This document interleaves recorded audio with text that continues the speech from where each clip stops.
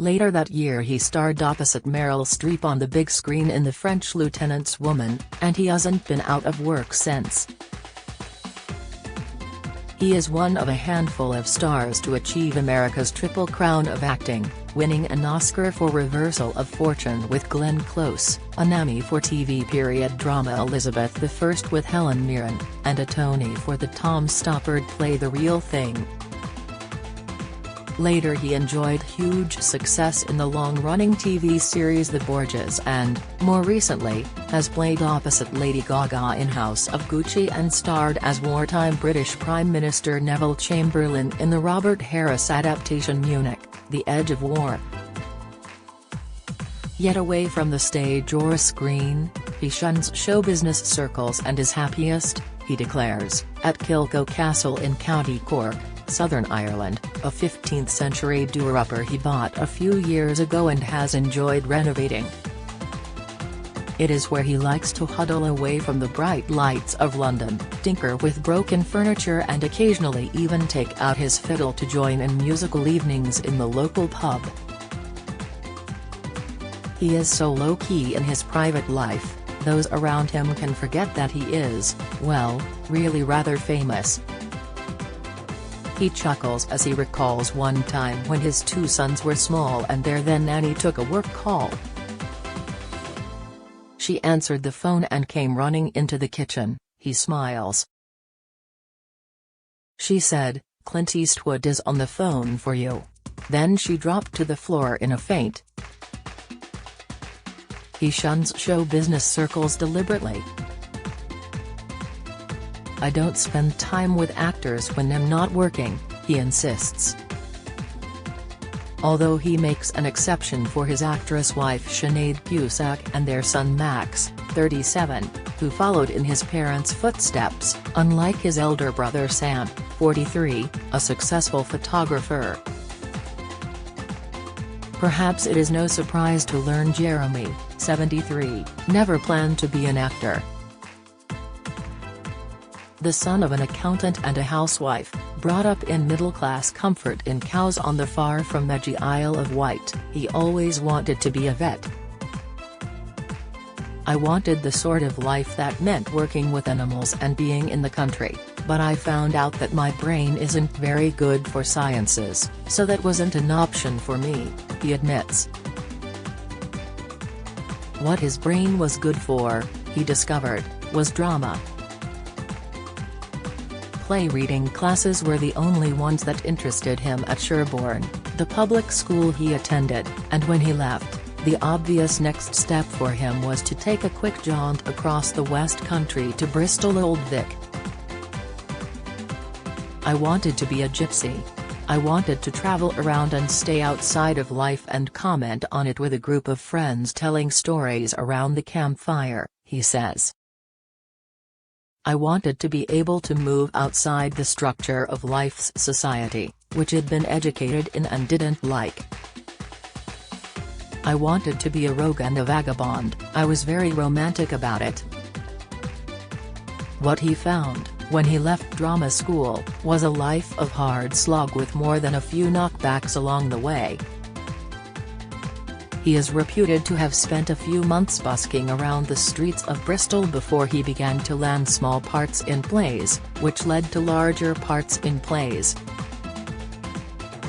That included a stint in the 1970s with the Royal Shakespeare Company where, he recalls, "I might be rehearsing character A in the morning, doing a matinee as character B in the afternoon and playing character C in the evening."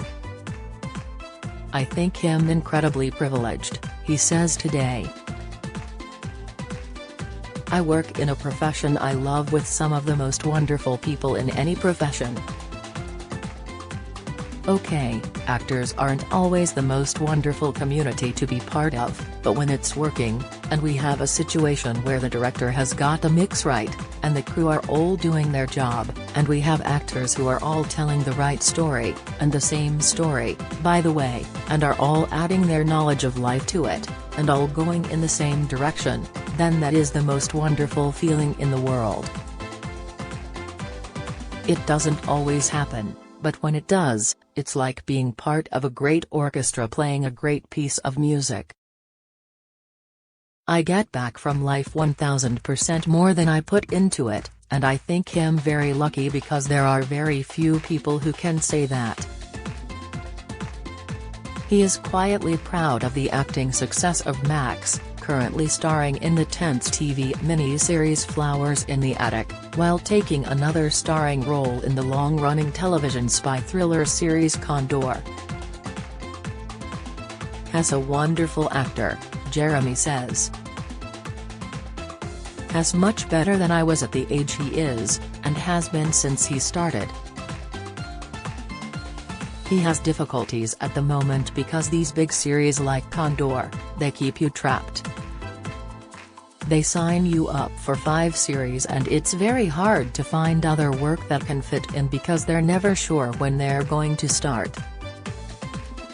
So has been hanging around for longer than he should, waiting to film the 3rd series. I keep telling him to do theater, but Has very much his own man. Although he did say the other day that he'd love to make a film with me, so who knows. Ask Jeremy what advice he would give to young people wanting to enter the profession, and he looks grave. Fortunate as he admits he was himself, he is under no illusions about the difficulties. I would say to them, do anything else that you can. If there's anything else that you're good at, do it. If you have to act, act with amateur dramatics. If you really can't do anything else, then learn how to do it, and practice, practice, practice. And know, going in, that the quality of work around is worse and less than it used to be. I'm incredibly lucky, which is why I'm talking to you here, but there are thousands around who aren't. So make sure your life doesn't hang on being able to work as an actor, because it probably won't happen. But if you're really determined, then push on through and maybe you'll have a chance, if you're lucky. Even if a young thespian does make it professionally, he adds, they should prepare themselves for a rough ride. It's a very tough life for actors, certainly on their personalities. You have to put up with constant rejection.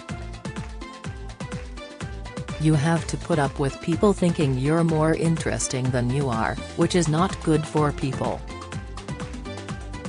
And above all, don't do it because you want to be famous, which is what so many kids now seem to be doing in this world which we've created.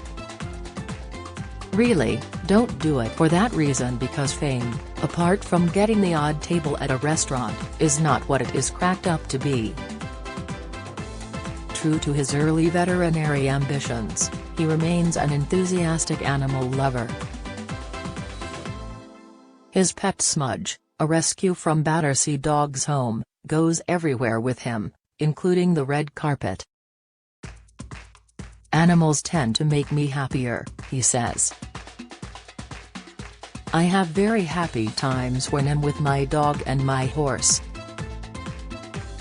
Then he smiles, thinking of Sinead, the beautiful blonde to whom he has been married for nearly 45 years.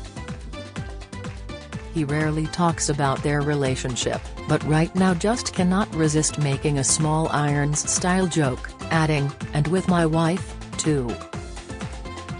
Believe it or not, she comes pretty close to my horse and my dog.